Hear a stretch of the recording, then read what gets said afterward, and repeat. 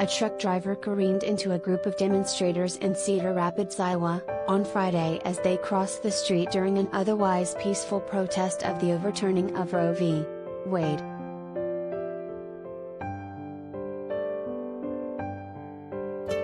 The unidentified male driver of a Ford truck rammed into several protesters, all of them women, at the tail end of a procession, rolling over one woman's ankle and sending her to the hospital, witnesses said.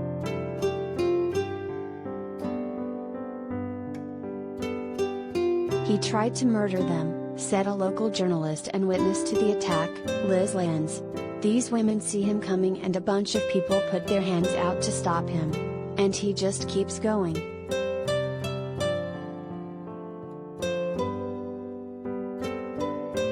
Multiple witnesses, including one of the victims, described the scene in interviews with HuffPost. The male driver was waiting behind several cars at a red light downtown as a throng of protesters crossed the street.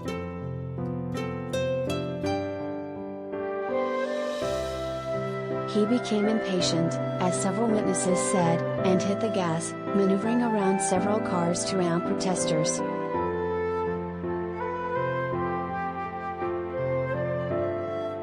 Video taken by Linn County Supervisor Stacy Walker shows several women standing in front of the truck with their arms outstretched, trying to get the driver to stop. But the driver keeps pushing forward and bowls them over, injuring several of them.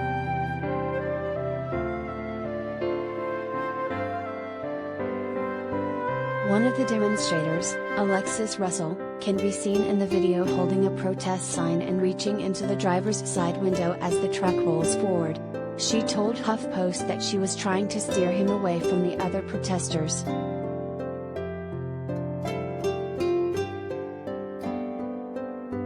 "I had a fight or flight response," Russell told HuffPost.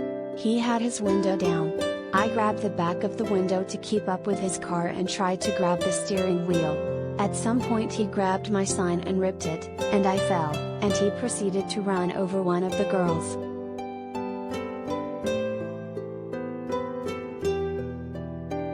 Russell said she was shaken up but otherwise uninjured.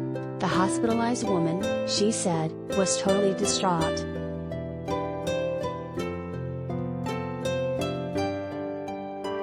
City Councilwoman Ashley Venorny confirmed that Cedar Rapids police had been called and were investigating.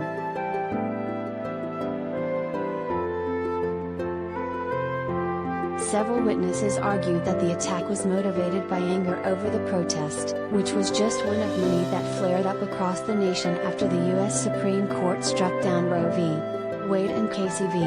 Planned Parenthood on Friday.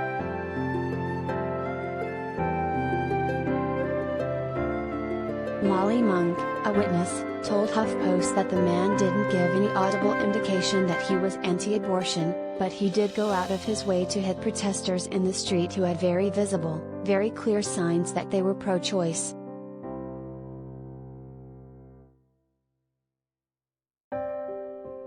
"It makes me feel like the pro-life movement is a completely lie. In order to be against people who are protesting for abortion rights, you try to murder them in my street, in my neighborhood," said Monk.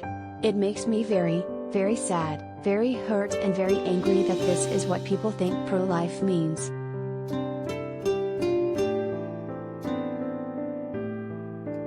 Despite recent calls from Republican lawmakers to protect their fellow abortion opponents from harm in the wake of Friday's Supreme Court ruling, the anti-abortion movement has a long history of violence.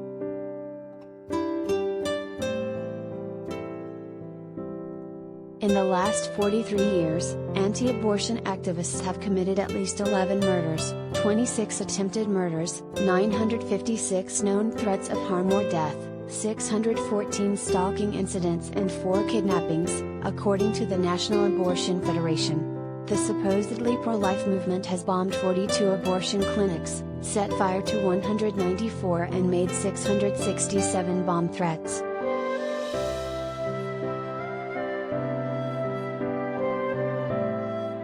More on the Supreme Court abortion ruling.